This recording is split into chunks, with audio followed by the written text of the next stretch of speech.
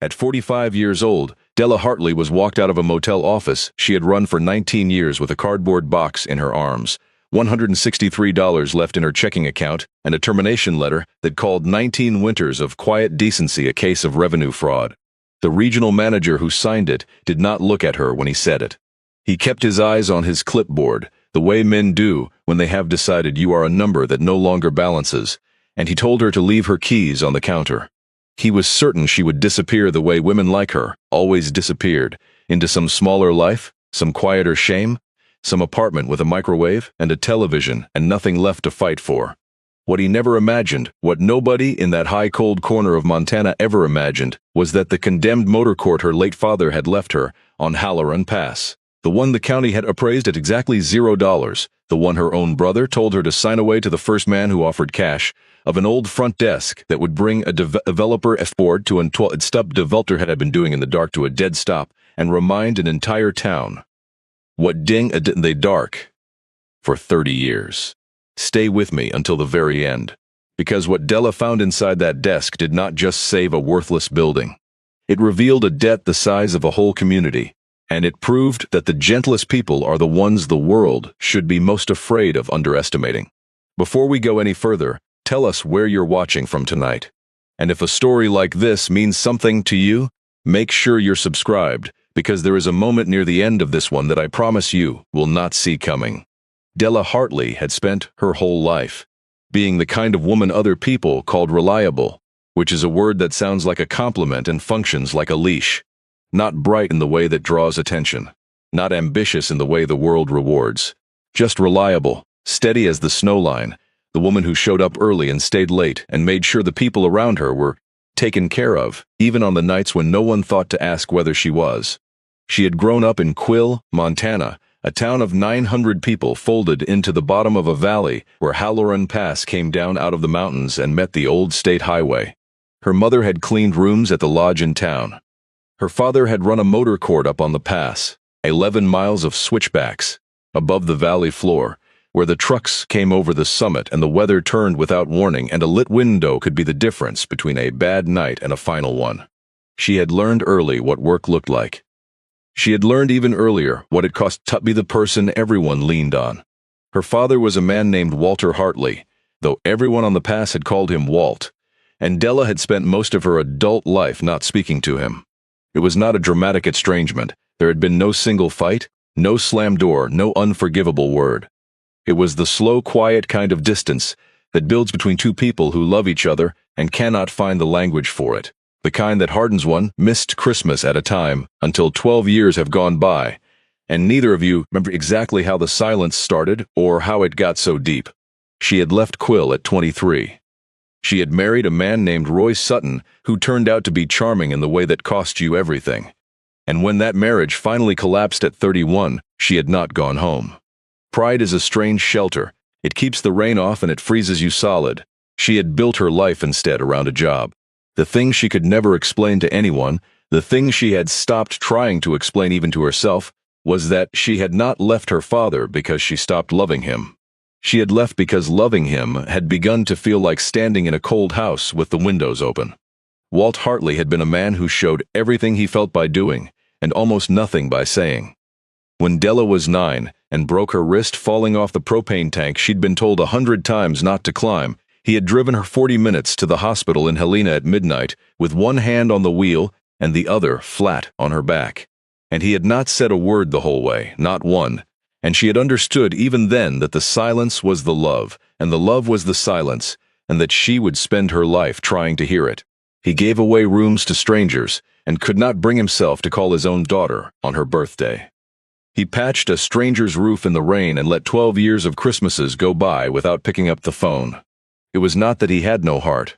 It was that his heart only knew how to speak one language, the language of the lamp and the patched roof and the warm stew, and Della had needed, just once, to hear it out loud, and he had never managed it, and she had finally stopped waiting. That was the whole estrangement. There was no villain in it. That was what made it unforgivable, and that was what made it, in the end, the easiest thing in the world to forgive. The Cardinal Inn was a budget motel franchise off Exit 9 down in the valley, 60 rooms and a flickering sign, and a parking lot full of people passing through on their way to somewhere they could afford to be. Della had started there at 26 as a night clerk and worked her way up to manager, and for 19 years, she had been the soul of that ugly little building. She knew the regulars. She knew the trucker who drove the Billings route and tipped in stories.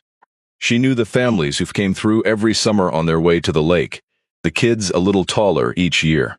She kept a box of granola bars under the desk for the ones who came in hungry, and a basket of mismatched gloves by the door in winter, and a quiet understanding with the night house keeper that nobody who showed up shaking and afraid at 2 in the morning would ever be turned away into the cold without at least the offer of a chair and a phone. She did all of it without making a fuss. That was the part that mattered to her. That was the part the corporation could not see.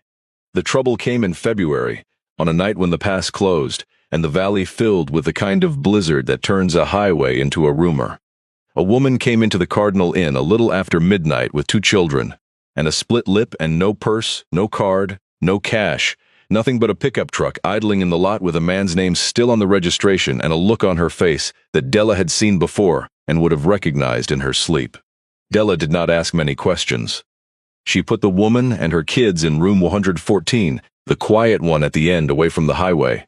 And she ran the room as a comp, and she logged it as a maintenance hold so the night audit would not flag it, and she sat with that woman in the lot for an hour while the children slept, and she made 2 phone calls, and she did not write down the woman's real name anywhere a man with a registration could find it.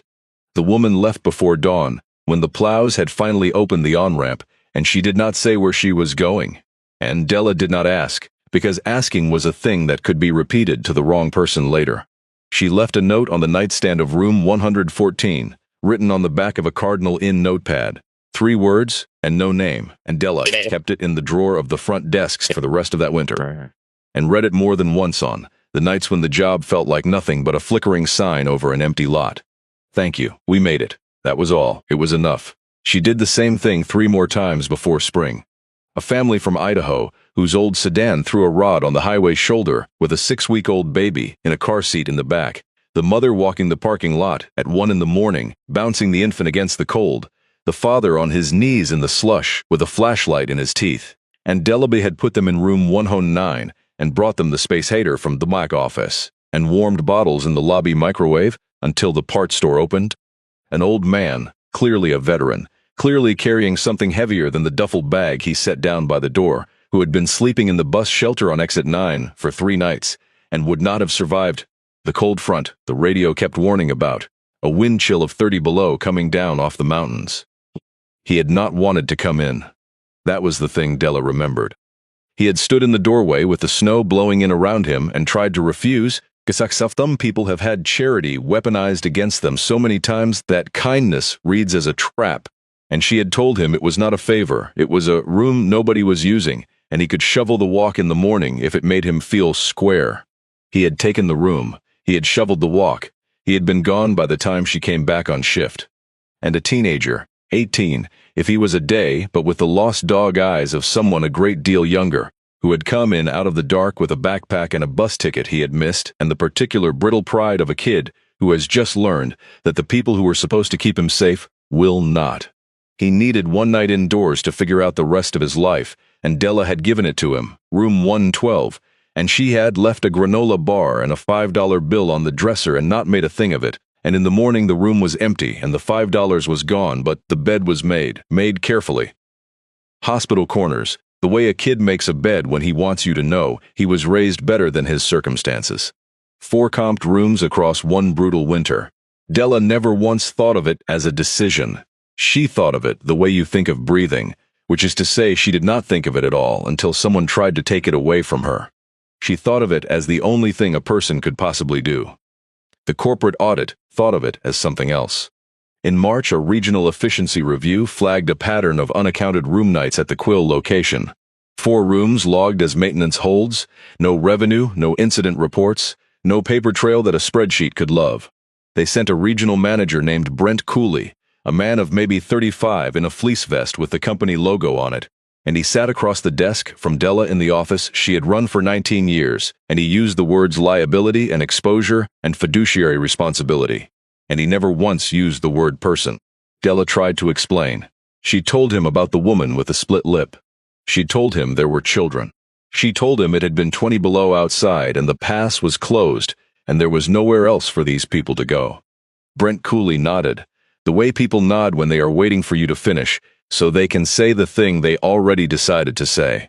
He told her that the company's policy on charitable accommodation was very clear, that there were liability concerns, that she had falsified records to conceal the comps, and that this constituted, in the language of the letter he then slid across the desk, revenue fraud. He told her to leave her keys on the counter. She was 45 years old. She had given that building 19 years and the best parts of herself. And she walked out into the gray March light with a cardboard box and a coat and the dawning understanding that everything she had believed about being good, about being steady, about being the one who could always be counted on, had just been weighed by people who counted differently and found wanting. She drove to her apartment. She sat at her kitchen table. She did the arithmetic that grief always eventually forces you to do, and the arithmetic said $163 in checking, rent due in 11 days, and a job market in Quill, Montana that had room for exactly none of what she was. She did not cry. She had learned a long time ago that crying was a thing you did later, alone when it could not be used against you. Instead, she sat very still in the cold kitchen and let the silence settle over her like the first snow over a closed road. The phone call came 9 days later. It was a lawyer in Helena, brisk and not unkind, and he told her that her father, Walter Hartley, had died in his sleep on the 14th of March, and that she was the executor and sole beneficiary of his estate. Della sat with the phone against her ear, and the strange weightless feeling of a door closing on a room she had been meaning to enter for 12 years and now never would. She had not spoken to her father in over a decade. He had died 11 miles up the mountain from the town where she was born, and she had not been there, and there was no fixing that now. The lawyer cleared his throat and told her there was the matter of the property. The Switchback Motor Court on Halloran Pass. He said it the way a man says a thing he is sorry to have to mention. He told her the county had it appraised at zero. Back taxes, deferred for years, out of what the assessor's office had apparently treated as a kind of municipal embarrassment. Structures in poor condition. A stretch of old highway that the interstate had bypassed in 1991, which meant the traffic that had once made the place a living had not come up that road in over 30 years. He told her, gently, that her father had left her a building that was worth less than nothing, that in fact came with a liability in the form of those unpaid taxes, and that the simplest thing, the thing most people in her position chose, would be to disclaim the inheritance and let the county take it. Della thanked him. She told him she would need to see it first. She drove up Halloran Pass on a Tuesday morning in early April, when the snow had pulled back to the tree line but the air at altitude still had teeth.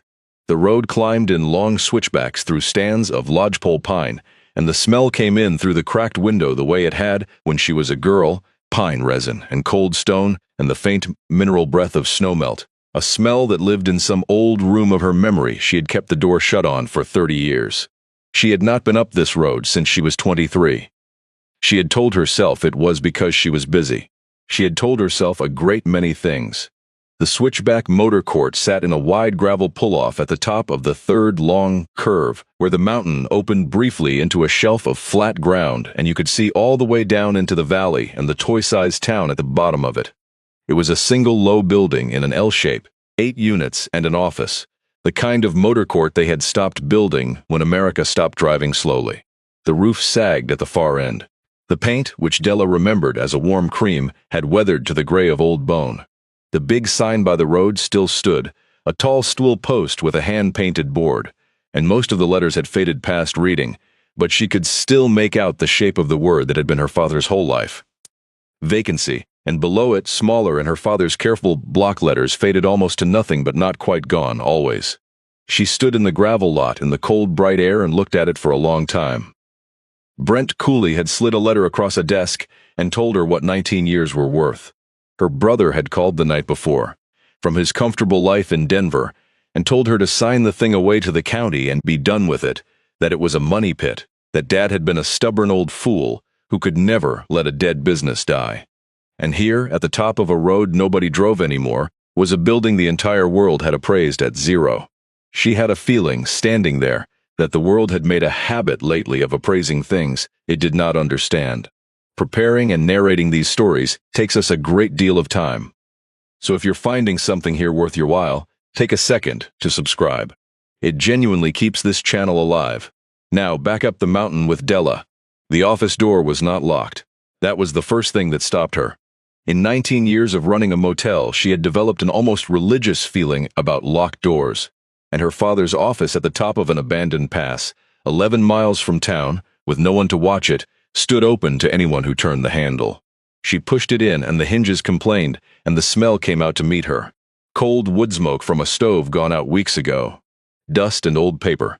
The particular still air of a room where a man had lived alone and recently stopped. She stepped inside. The office was small and worn and almost unbearably familiar. A front desk of dark varnished pine ran along one wall, its surface scarred with decades of use.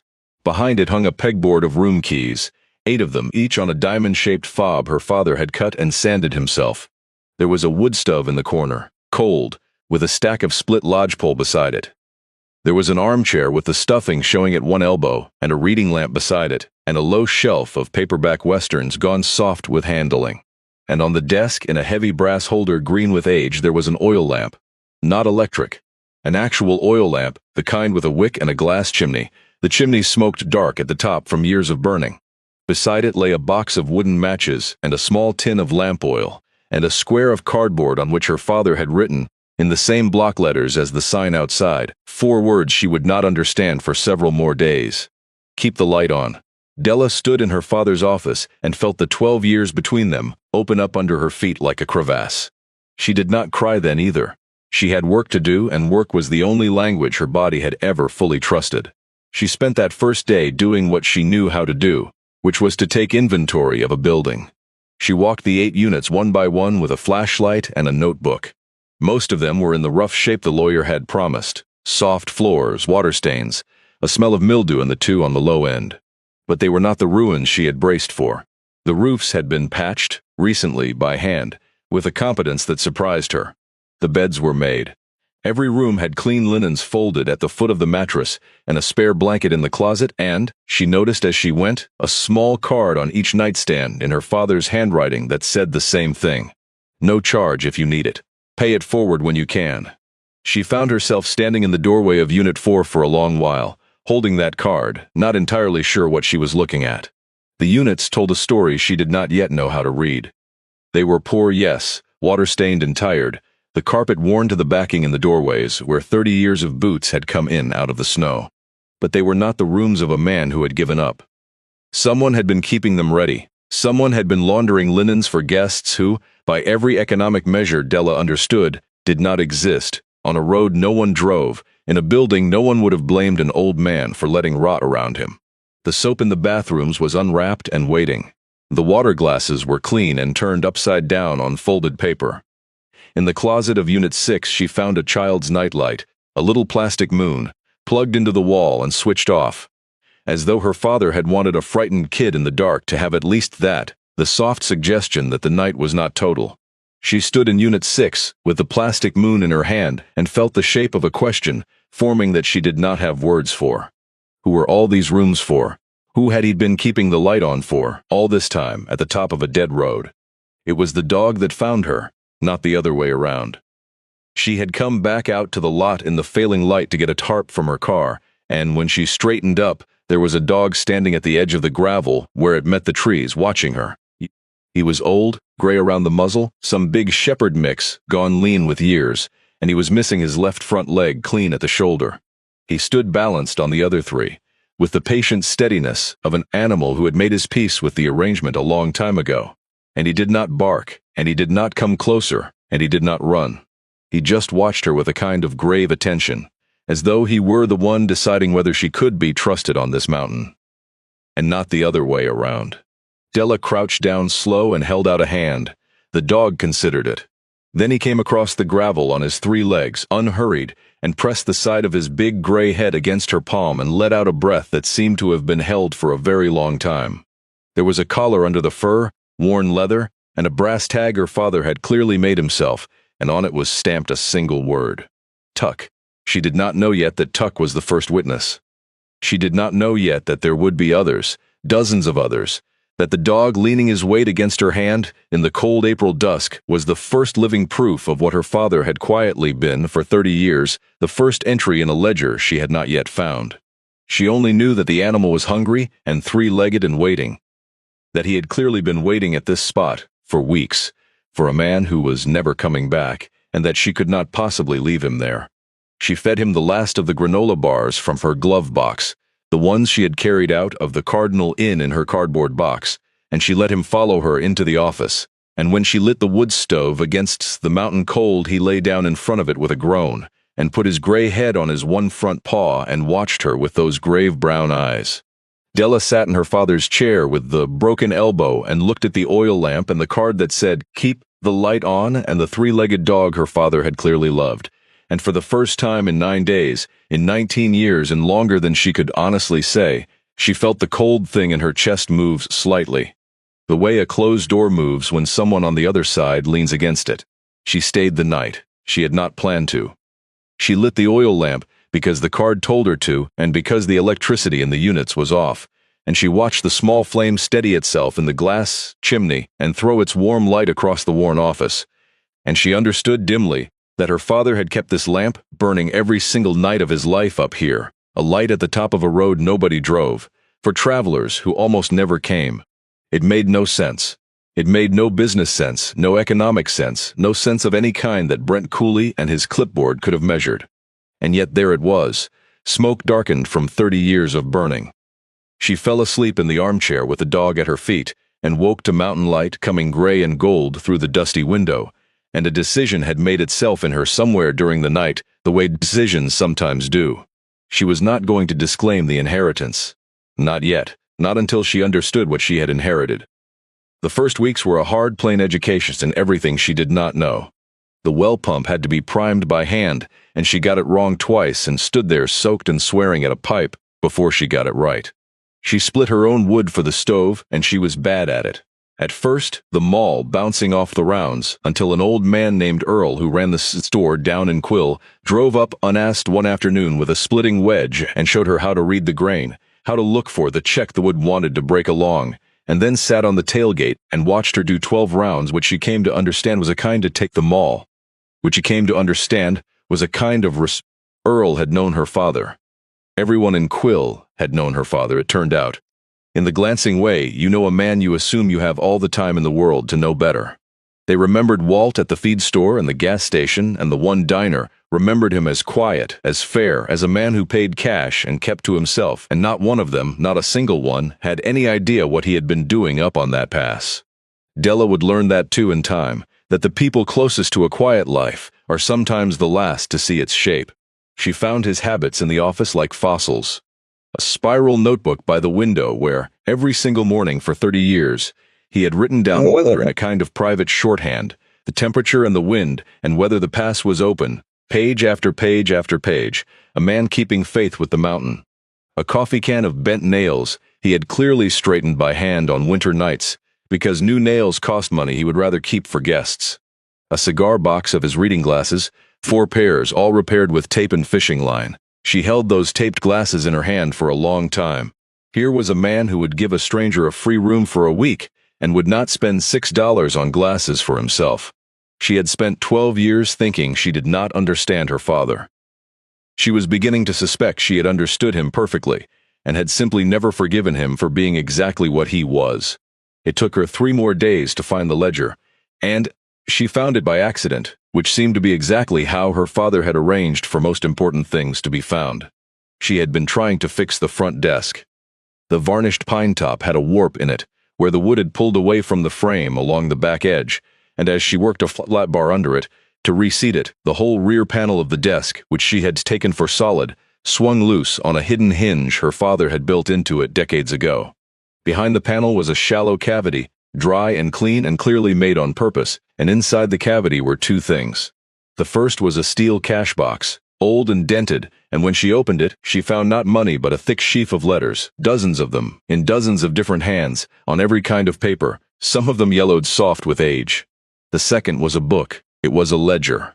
A proper one, The white accountant's kind with a marbled cover and a red cloth spine, the sort of book that in any other building on Earth would hold columns of dollars in and dollars out. Della lifted it out of the cavity and set it on the desk in the morning light and opened it. And her breath went still in her chest in a way she would not have been able to explain to anyone who had not stood where she was standing. Hold on. Before she turns that first page, I have to ask you for one thing. Because what is written in this book is the whole heart of the story, and I don't want you to miss what comes next. If stories about quiet, decent people finally being seen mean something to you, take 1 second right now to subscribe and to tell us in the comments where you're watching from tonight. It costs you nothing, and it tells us to keep finding stories like this one now. Let's open her father's book together. It was not a record of money. That was the first thing Della understood. There were no dollar amounts at all. Instead, in her father's careful block letters, going back, she would later confirm, to the spring of 1991, the year the interstate had been finished and the traffic had stopped coming up Halloran Pass, there were names, dates, and next to each one, a few short lines describing a single human being on the worst or most frightened night of their life, and what Walter Hartley had done about it. April 3, 1991. Young couple, car off the road below the third curve, soaked through, room 2 3 nights, until the part came in from Billings. He would not take money. I told him to keep it for the baby coming. She read it twice, then she turned the page. The names went on.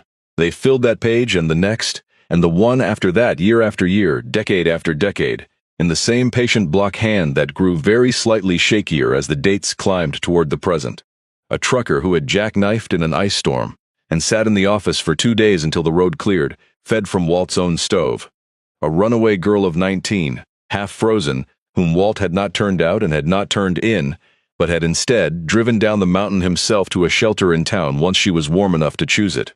A man just out of prison with nowhere to go, given room 6 and a week of work patching roofs in exchange for the dignity of not being given anything for free. A family fleeing a wildfire 2 counties over with everything they owned in a horse trailer. A veteran, the same as the one Della had sheltered at the Ernalken trussless streets had stayed 3 winters, running, off and on, until Walt had helped him get into the VA system in Helena. Beside many of the entries, her father had drawn a small symbol, a tiny lamp, the same shape as the one burning on his desk, and Della came to understand that the lamp meant the same thing every time. It meant the room had been free. It meant the light had been on for them. Some of the entries were a single line. Some ran to a whole paragraph, in nights when whatever had come up the mountain had clearly cost her father something to write down. February 1994. Found a man in his car below the second curve, no heat, near gone. Got him warm. He would not say his name and I did not ask it. Some nights you just keep them alive and let them keep the rest. March 2001. The Peterson family, 4 of them, house burned. Stayed 11 days. Would not take charity, so I invented work until they had their feet again. People will accept a hand up who will never accept a handout. Remember that. Some of the later entries were addressed, Della slowly realized, to no one and to everyone. Little notes her father had left himself, or left for whoever finally opened the book, a man talking quietly across time to a reader he must have known would someday come. They never come up this road by accident, one of them said. By the time they get to me, they have run out of every other road. So the light has to be on. That is the whole job. The light has to be on. There were more than 400 entries. Della Hartley sat behind her dead father's desk with a 3-legged dog asleep at her feet and a book in her hands that held 30 years of a goodness so quiet that his own daughter had not known it existed. And she finally cried. Not the careful private crying of a woman who has learned to do it where it cannot be used against her. The other kind. The kind that comes up to the floor of you and takes the whole house down with it. She cried for her father, alone on his mountain, keeping a light on for strangers for 30 years. She cried for the 12 years of silence she could never now take back. And she cried, somewhere underneath all of it, for a woman with a split lip, 2 sleeping children, and the company that had called what Walt did his whole life by the name of fraud. When she could see again, she turned to the cash box and the letters. They were thank you notes, every one of them.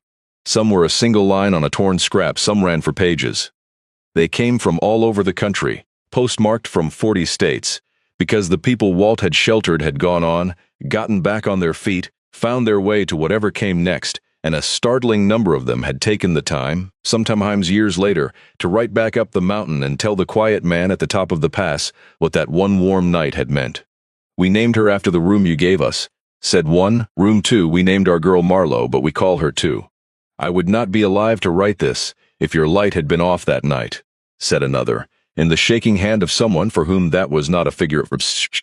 "I am a nurse now," said a third. "I take care of people on their worst nights. I learned it from you." Della read everyone. It took her the rest of the day and into the dark, the oil lamp lit beside her, the dogs breathing slow and even on the floor.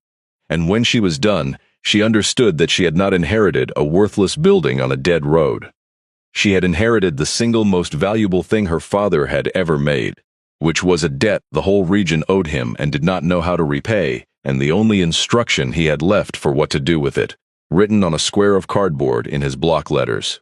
Keep the light on. She did not yet know how she was going to live. She had $163 in a property the county valued at nothing and no income and no plan. But she lit the lamp again the next night, and the night after that, and on the fourth night, 11 miles up a road that the world had forgotten, headlights came around the third curve and climbed toward the only light burning on the mountain. The man who got out of the truck was named Cyrus Beale. He was somewhere past 60, weathered and slow-moving, and he stood in the lamplight at the edge of the lot and took off his cap when he saw it was a woman in the doorway and not the man he had come looking for. He asked, in a careful voice, if Walt was around, and when Della told him gently that her father had passed in March, the big man's face came apart in a way that told her everything before he said a word. Cyrus Beale stood in the gravel lot and wept for a man Della had spent 12 years not speaking to, and then he told her why. 19 years ago, he said, he had come over that pass in the worst stretch of his life. Drinking, broke, driving a truck he was about to lose, with a plan in his head for the bottom of the canyon that he had mostly made up his mind to follow through on. And there had been a light. Just a light up at the top of the third curve. An oil lamp in a window where there should not have been one. And he had pulled in, he did not entirely know why, and a man he had never met had made him coffee, and not asked a single question and let him sit by a wood stove until morning, and had said something to him as he left, which was, "The light's always on up here, son, you remember that, any night you need it." And Cyrus Beale had remembered it. For 19 years he had remembered it, on every bad night since, and he had not gone to the bottom of any canyon, and he was here now to thank a dead man for his entire life. Word travels strangely in mountain country, along old phone trees and church bulletins and the long memory of small towns. Within 2 weeks of Cyrus Beale they began to come. Not many at first, and then more. They came up the switchbacks in the long evenings when the work led out down in the valley, headlights climbing toward the only light on the mountain, and they parked in the gravel lot and got out slow. And most of them stood for a moment, looking at the building before they could make themselves come to the door, because the building was the thing they had been carrying around inside themselves for years. Pilar came on a Thursday.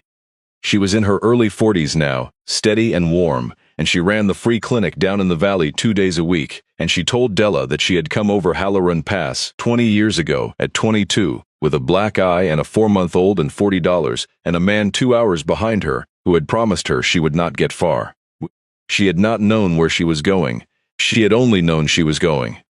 And there had been a light at the top of the third curve, and a man who made her tea and did not ask her one single question she did not want to answer, and who put her in room 2 and gave her the office phone and a list of numbers in his own handwriting, shelters, a women's advocate in Helena, a county number that could keep her name out of the system.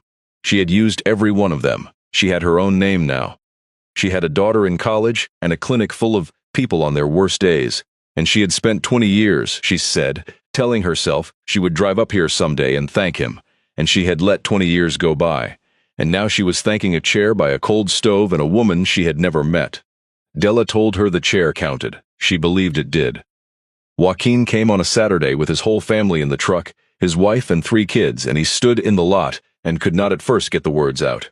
He was a county road foreman now, the man who kept Halloran Pass open all winter, which Della would later understand was not a coincidence, was in fact the most deliberate thing a person could do. 26 years ago he had come up this road 4 days out of Deer Lodge with a kind of record that closes every door before you knock on it, and Walt Hartley had given him room 6 and a hammer and a week of roofing work, and had paid him in cash at the end of it, and shaken his hand and called him a good worker. And Joaquin told Della, with his kids listening, that no one had called him a good anything in a long time before that, and it had rearranged something in him that had stayed rearranged for 26 years. He plowed the past now. Every storm. He kept the road to his own salvation open with his own hands, and he had never once told anyone why. And he was telling Della now because the man he had been keeping it open for was gone, and somebody ought to know. A woman named Ruth came, who had been the runaway girl of 19 in the ledger, except she was 60 now, and she had driven 6 hours from Idaho when she heard. And she sat in the office and held the page with her own entry on it, and traced her father's drawing of the little lamp beside her name with one finger, and did not say anything at all for a long time. A man named Gabriel came, who was a pastor now in a town across the divide, who had been the man in the car below the second curve in 1994, the one who would not give his name. He gave Della his name now. He said he had spent 30 years trying to be the light for other people that an old man had been for him on the worst night of his life, and that he had a whole congregation full of people who had no idea they owed their pastor's life to a motel on a closed road, and that he would like, if she would let him, to bring some of them up here someday to see it. Not all of them were grand. That was the part that undid Della most in the end, the small ones. A heavyset man in his 50s named Dale, who drove a propane truck, who pulled in one evening and stood in the lot, turning his cap in his hands and could barely get the words out. And what he finally said was that he didn't have a big story, he just wanted her to know that one February his truck had broken down up here when he was 20, and broken scared of his own father, and Walt had let him use the office phone and given him a cup of coffee, and more than that, had talked to him for 2 hours about nothing in particular, about engines and weather, and how a man learns to be a man, and that nobody had ever just talked to Dale like he was worth 2 hours before, and he had thought about that night his whole life. He had named his own son Walter. He had never told the old man that,